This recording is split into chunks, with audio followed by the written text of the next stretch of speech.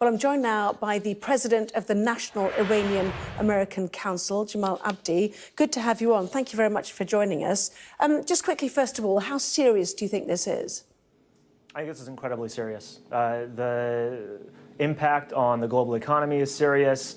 The implications of potential U.S. retaliatory strikes is very serious. I think that we are in a situation where the Middle East is in a pressure cooker, and this could be the event that takes things from a proxy war and sort of a Cold War into a full-blown hot war that is a regional conflagration.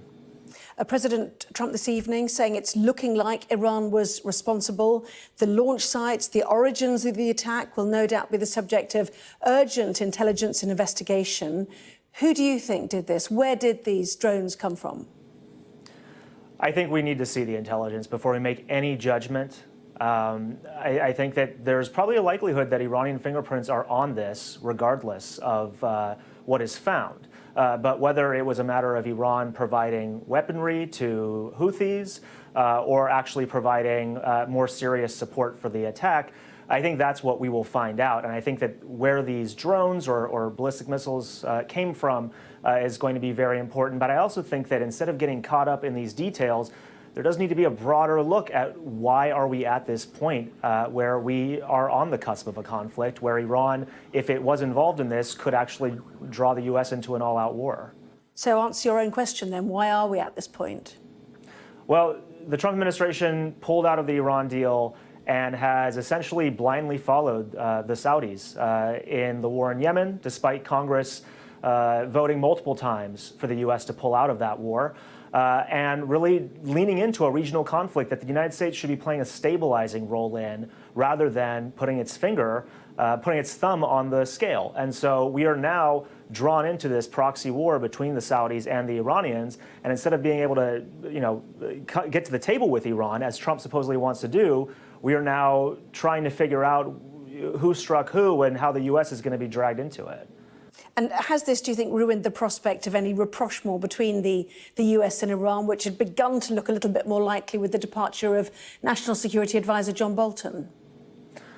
I think this probably is going to set back any prospects of negotiations, but there is a possibility that with the rising tensions and the crisis point that we're at, there's an even greater need for the U.S. and Iran to sit down at the table, and even more of a desire on both sides to cool tensions. So I think that some of the talk of a meeting at the UN was premature anyway, because a lot of the work that needed to be done to facilitate that had not been done. It was unclear if the U.S. was going to lift sanctions. Now I think we are in the middle of an even greater crisis, and it could either mean that the U.S. goes in the direction of moving towards a military option, or that there is such pressure that the U.S. actually tries to get to the table with Iran and resolve this diplomatically. Well, that is the big question, isn't it? What does happen next? President Trump this evening suggesting that the US is not looking at retaliatory options until it has definitive proof that Iran was responsible. But do you think the US will feel it has to do something, even if it is just to support a Saudi response? I think that there is an effort in Washington, especially from people who thought that Trump should have struck Iran after the incident with the drone, where apparently Trump came within 10 minutes of launching military strikes and pulled back. There are those who are saying that the U.S. needs to counterstrike in order to show a deterrence to Iran.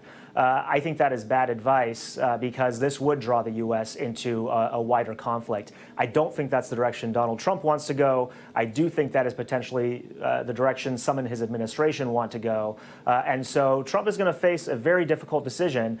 And the hope is that instead of doing something that actually drags us further into the conflict, he has the wherewithal to pull back and find some way out of this. I just don't know if the people in the administration surrounding him are going to be able to facilitate something like that. And so it may come down to European or other interlocutors to step in. I also think it's interesting. I don't know that the Saudis necessarily want for there to be strikes that they are then found responsible for. And that's what Donald Trump did by saying he was going to check with the Saudis first, and now by very much deferring to the Saudis, in one sense, he is abdicating his responsibility. On the other sense, he's ensuring that the Saudis are going to have to live with whatever happens, and the U.S. isn't going to be the only party in this. So there are a lot of difficult decisions for everybody to make in the next few days. And just one final thought from the Iranian perspective, because presumably the end result is you can forget about sanctions being eased. Why would they feel so emboldened, if indeed Iranian fingerprints are on this? Why would they feel so emboldened to carry out an attack like this, which has knocked out, what, 50% of Saudi oil output? Well, that's the thing. There is a rationale here. You know, that you can find a motive here. Iran's own oil is not being exported. The U.S., working through allies like Britain, has interceded Iranian ships carrying that oil. So you have Iran under this maximum pressure campaign. I think the Iranians, especially the hardliners, who are ascendant right now because Donald Trump pulled out of the nuclear deal and essentially pulled the rug out from everybody in Iran who was advocating for negotiations. So these hardliners are probably saying, I think it's reasonable to say, they don't trust the United States. They don't trust that Donald Trump is actually going to give anything up. They don't trust that he's going to return to the deal or lift sanctions, and that the only language the United States understands is pressure, which is what we say about Iran. So I think that is the rationale, and that the Iranians are not necessarily in a corner here begging for sanctions relief. The Iranians actually want to make sure that they have the upper hand, and if there are negotiations, that they come to the table with leverage, and if there are not going to be negotiations, that they demonstrate their own deterrent capabilities. Great to have your perspective. Thank you very much indeed, Jamal Abdi, President of the National Iranian American Council. Thank you. My pleasure.